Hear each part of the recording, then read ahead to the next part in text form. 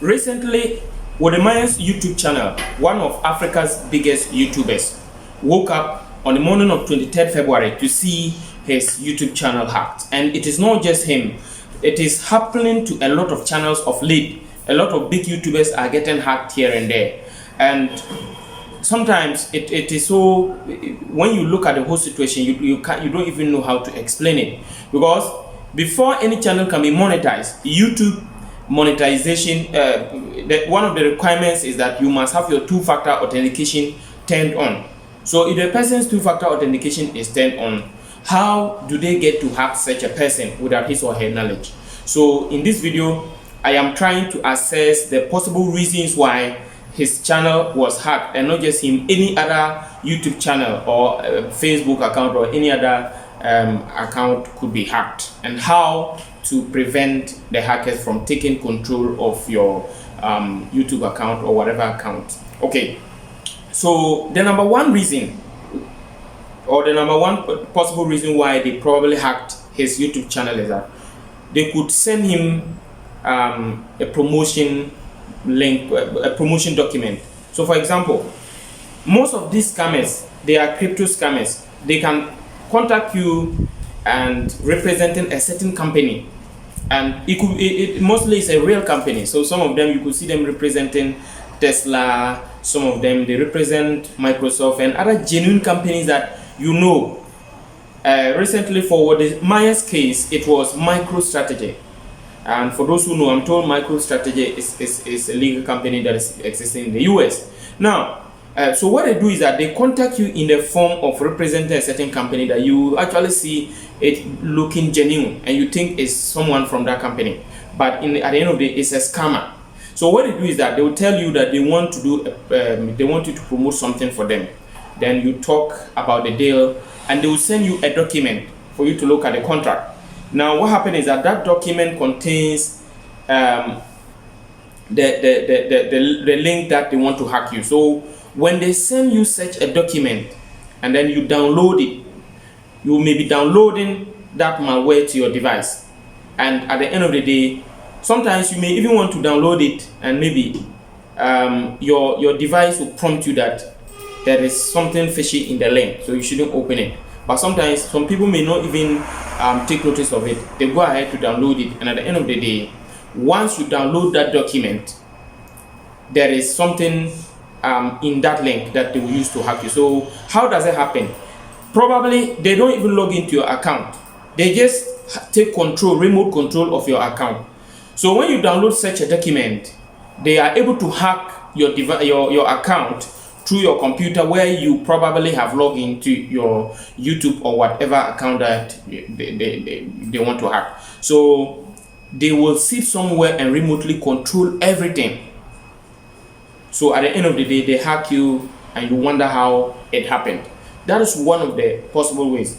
Number two, the second reason why it probably happened is they sent him a spammy link. The first one is they sending you a document or some media to download. It could be a document, it could be pictures or images that you downloaded, and they ended up having that problem. The second one is where they send you a spammy link. Normally, it happens to most of us. They send you a link in the email. For example, yesterday someone sent me, a friend that I know very well on Facebook, sent me a link, and in that link he was telling me someone is dead. And he was sending me a link to watch the video of the person who died.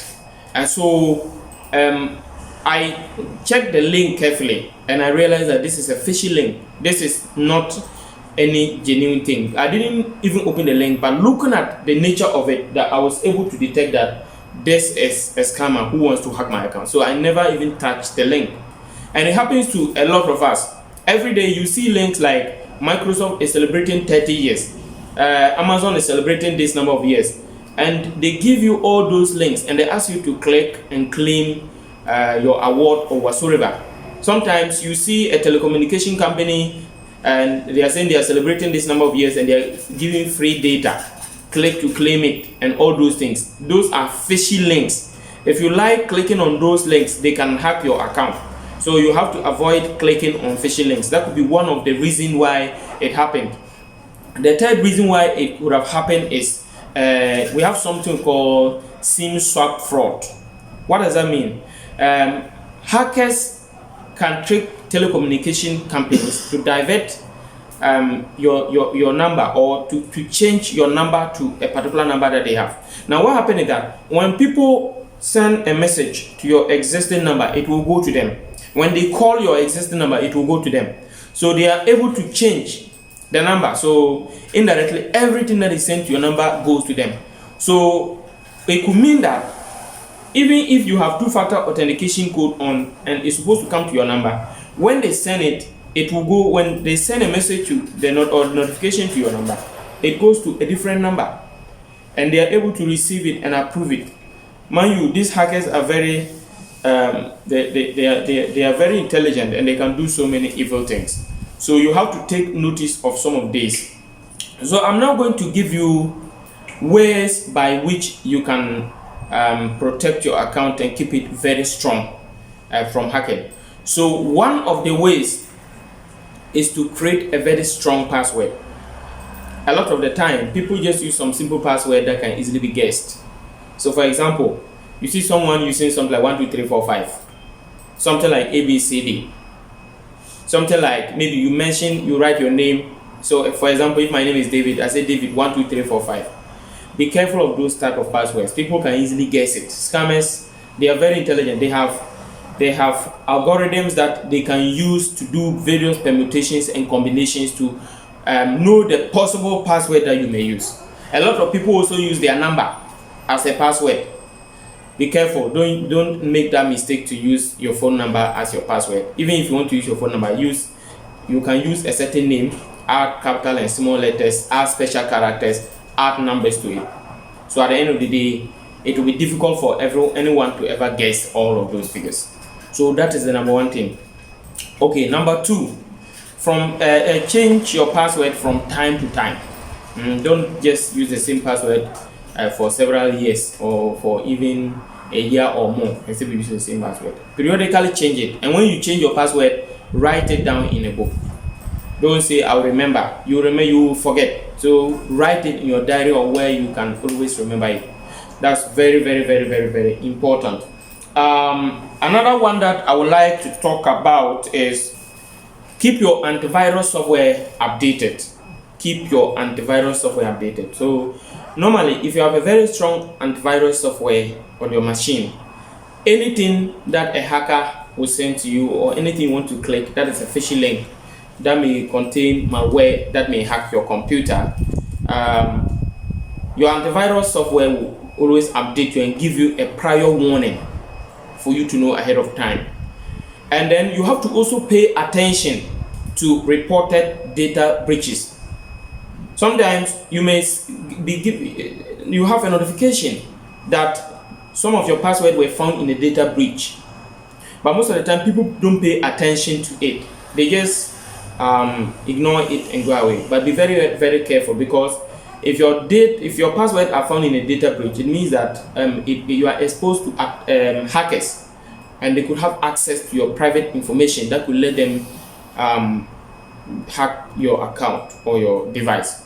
So be very careful of that. So these are just some of the few things that you need to do. If you do some of these things, and mostly if you get notifications about new logins to devices that you don't know, if you always pay attention to those things, and always go check your security settings and see who is having access to your account. If you go to your Google account security settings, you can see where your device is logging. If you are logging in an unauthorized device or a location that you don't trust, you have to remove it.